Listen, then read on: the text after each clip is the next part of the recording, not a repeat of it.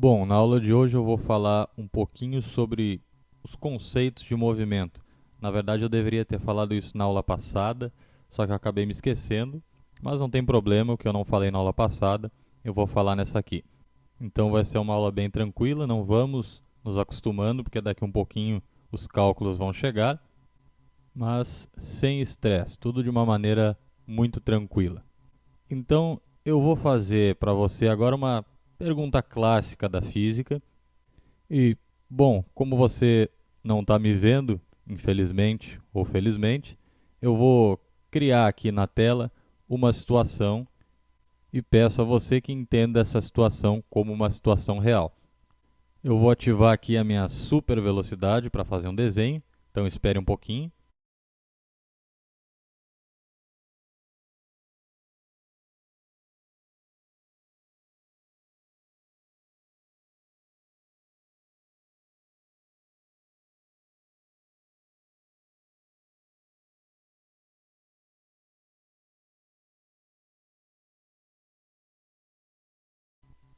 Bom, então imagine que essa situação é uma situação real. Esse rapaz magrinho aqui, esbelto, sou eu.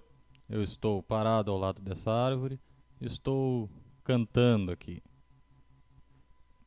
E a pergunta que eu faço é: nesse momento, nessa situação, eu estou em movimento ou eu estou parado? Então, se você respondeu que a minha pergunta não tem sentido, você acertou. De fato, eu estou parado em relação a essa árvore, mas eu estou me movimentando em relação ao ciclista, que se move com uma velocidade de 10 metros por segundo, e eu também estou me movimentando em relação ao Sol. Eu estou girando em torno do Sol. Então, perguntar se algo está parado ou em movimento não tem sentido. De fato, algo pode estar parado em relação a alguma coisa, mas em movimento em relação a outra. No caso do ciclista, você pode me falar: ah, mas quem está se movimentando é o ciclista, você está paradinho ali. E é aí que entra o conceito de movimento. Movimento é troca de posição. Levando em conta, então, que o ciclista está se movendo a 10 metros por segundo, quer dizer, a cada segundo eu estou trocando de posição em relação ao ciclista. Então, quando alguém te perguntar se você está parado, você vai responder: a sua pergunta não tem sentido. E com relação a isso, tem um outro conceito bastante parecido, eu vou colocar aqui, são os tipos de grandeza que a gente vai trabalhar daqui para frente. Existem dois tipos de grandeza: grandezas escalares e grandezas vetoriais. Qual é a diferença entre uma grandeza escalar e uma grandeza vetorial? Na grandeza escalar, eu tenho um sentido completo apenas lhe informando o módulo e a unidade. Por exemplo, massa. Se eu te disser que eu peso 80 kg, eu te disse o módulo, 80, e a unidade, quilogramas. Com essas duas informações, você entende que eu peso 80 kg, que na verdade a minha massa é 80 kg.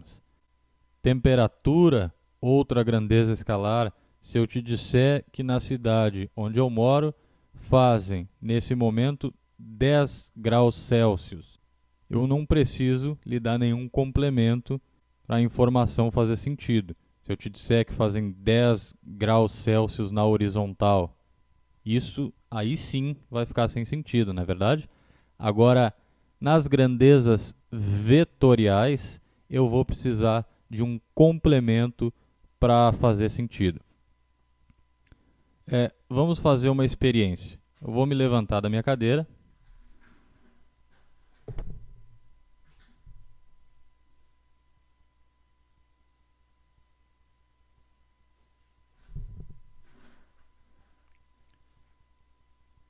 Bom, eu vou lhe dizer agora que eu fiz um movimento com velocidade de 2 metros por segundo.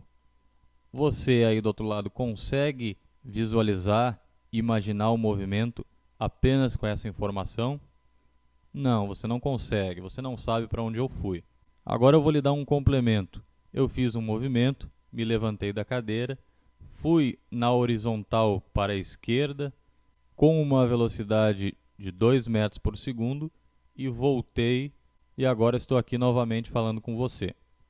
Bom, quando eu te informo a velocidade, a direção e o sentido, você consegue imaginar o movimento que eu fiz. Ou seja, é uma grandeza vetorial e precisa de um complemento para que a gente possa conhecer a grandeza da qual a gente está falando. Então perceba aí que na física, no estudo da física, as coisas são muito relativas. O movimento que nos parece intuitivamente absoluto não é. O movimento depende de adotar um referencial. Adotando o referencial da árvore, eu estou parado, mas adotando o referencial do Sol, eu estou em movimento. Da mesma forma, a trajetória, algo que a gente vai ver na próxima aula, é também relativo. Imagine que você está em um barquinho, vou desenhar um barquinho aqui, ficou feio esse meu barquinho, vou fazer de novo. Esse barquinho está se locomovendo para a direita e digamos que você jogue uma moeda para cima. De acordo com a sua perspectiva, a moeda vai retornar para a sua mão em uma trajetória retilínea. Mas, para quem está de fora do barquinho, a trajetória que a moeda vai percorrer vai ser uma coisa mais ou menos assim. Então é muito importante ter essa noção de que o movimento depende do referencial adotado, de que algumas coisas vão precisar de complemento para fazer sentido. Tá certo? Então essa aula era só para complementar esses conceitos que eu acabei não falando na aula passada. Eu vou ficando por aqui e até a próxima.